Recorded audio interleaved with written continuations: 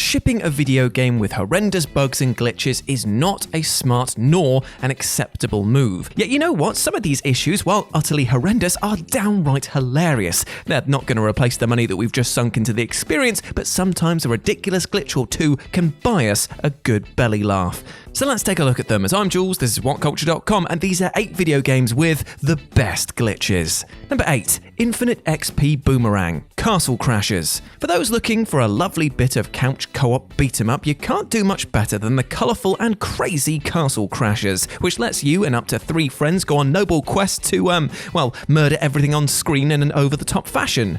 Nice! The game also features a leveling system that allowed you to fine-tune a build however you liked, meaning that with the proper planning you could run a party that had a dedicated tank, magic user or lightning quick charger. Add in the fact that there are tons of characters to unlock, each with their own unique moves, and you've got a game with shed loads of replayability. However, this leveling system also came with a slight drawback that the developers might not have noticed. Now, the basic principle is that for each living creature that you hit, you get 1 XP. Therefore, the less damage you do, the more XP that you could actually farm from an enemy. As such, something like a boomerang, which only does 1 HP worth of damage, was pretty much ripe for exploiting. And some clever souls noticed that sometimes the boomerang would just get stuck on enemies, infinitely hitting them and racking up experience points like nobody's business. When applied to a boss, this could see your stats jump through the roof in no time at all, turning the rest of the game into a god mode experience, which was hilarious for all involved. God bless you, oh mighty boomerang. Number 7, multiple boss battle cheese, From Software games. It's well documented by now how some of the hardest bosses from From Software's catalogues of killers can be made to look like utter chumps, but that doesn't stop it from being hilarious each and every time we see it. From the ceaseless discharge unloading his life essence by falling off the edge of the bloody map, to the demon of hatred cursing players for causing it to slip into oblivion, cheesing bosses is a way of life for some, and acts as an almost retaliation from players who would cause so much pain and hardship by the sadomasochistic dev team.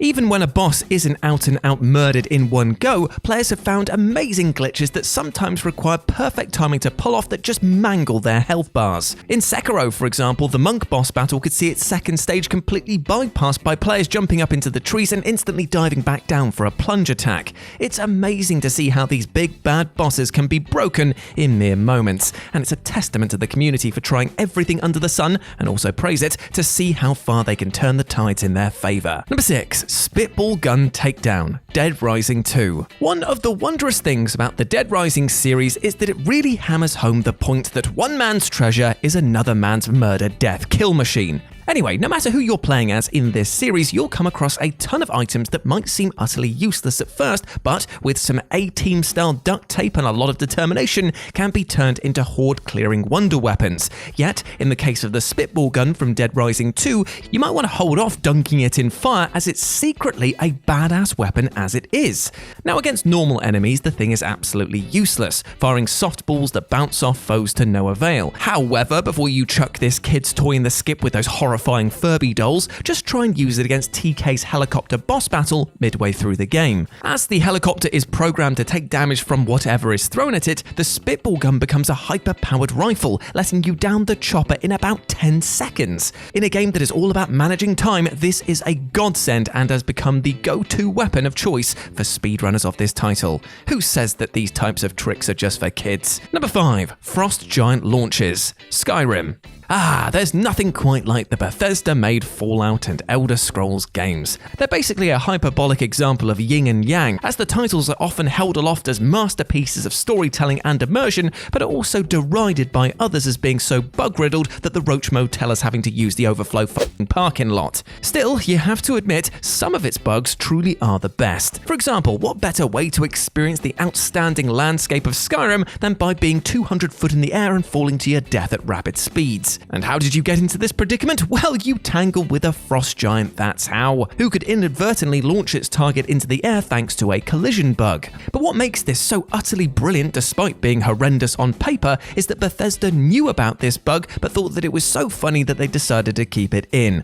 After experiencing it firsthand many times over, I have to agree with them on that one. Number 4, Kill Frodo, The Lord of the Rings Game 1. Technically, text adventure games truly are a goldmine when it comes to sheer ridiculousness. From taking the utter piss out of players by killing them in over-the-top fashion time and time again, to causing them to tear their hair out thanks to them not using the exact phrase the game wanted you to, it seems like the developers of these games were having a laugh at the player at every turn possible. And this, of course, is constant with the gameplay of the Lord of the Rings DOS game, which basically throws all logic out of the window while also strictly adhering to its own internal set of rules. For example, feel like Frodo isn't worthy enough to hold the ring? Well, why not just kill him in the opening moments of the game? Fancy throwing all of your possessions away? Go for it, mate. No one's going to stop you. Only Plays did an amazing job highlighting how hilarious such moments could be. But you know what? This is only the tip of the iceberg, as it turns out that one of the original devs spotted this video and shed more light on some of the ridiculous bugs that only a madman could ever hope to find. For example, are you worried about the Black Riders finding you? Well, I'll tell you what, open your backpack, get inside the backpack, close the top, and then leave on your merry adventure, as the enemies can't technically spot what they can't see.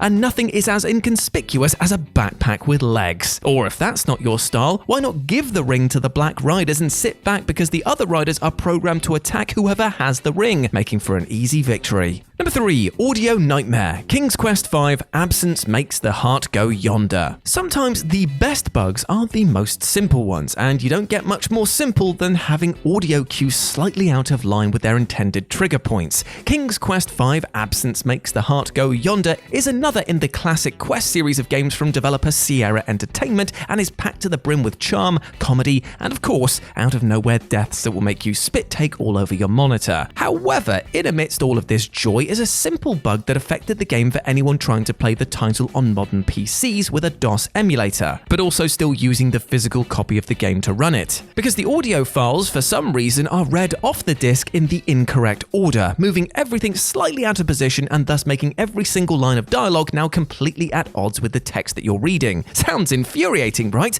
Well, to be honest, it mostly is. However, it does mean that some of the new pairings are infinitely better and downright hilarious, such as clicking on a rolling river only to be told to quit the game, and all manner of swords and metal clanking now sounding like robot beeps and even wet slaps. It's not the ideal way to play the game, but it's still ridiculously funny. Number 2. Boat Thieving Birds, Valheim. If you head over to the Valheim Steam page and look at the reviews as to what this game is about, your mouth might begin to salivate when you read claims such as it having procedurally generated worlds like Minecraft, punishing combat like Dark Souls, and crafting straight out of the likes of Terraria. And then find out that the community actually pretty much backs up these boasts. That sounds like a dish served by the gods themselves. Get in my craw. And definitely Valheim is turning heads for all the right reasons, but it actually caught my attention for a glitch that was so hilarious I had to share it with you all. So on Twitter recently, user @glitchwitch pointed out that some players have been noticing that their ships, which obviously take ages to craft, have been disappearing. Could it be that the game was bugging out? Could it be that a huge oversight like this was missed? Well, no, as it turns out, because the boats are still in the map, they're just in the sky. And that's thanks to a programming bug, that if a bird lands on the boat, it will transfer control of the ship to the bird, and thus when they fly off, they take the boat with them. Hilarious and brilliant in equal measure. And number 1, the face in the sky. Mount and Blade. If you're like me, then you were likely scarred by the abysmal-looking moon of Majora's Mask, grimacing down on you throughout that dour experience, shadowing your every move with its horrifying visage. Thankfully, many beautiful and wondrous video game vistas since then have somewhat calmed my nerves. That was until Mount and Blade came along and sent me right back to the days of damp trousers. Thanks to a bug when loading in the map, sometimes the texture search for the sky backdrop would fail and reset to a default image. It's just a shame that this image was of an NPC's face which was now stretched across the world from Camelot to Kingdom Come, and it was horrifying. Battling under normal conditions in this game is a grim enough experience, what with all the up-close and personal can-opening killing, but doing so under the face of this ugly god in the sky makes you feel like ants fighting for his pleasure. I am the Lord of the Sky, fight for me, pathetic ants, show me what you got. Ooh.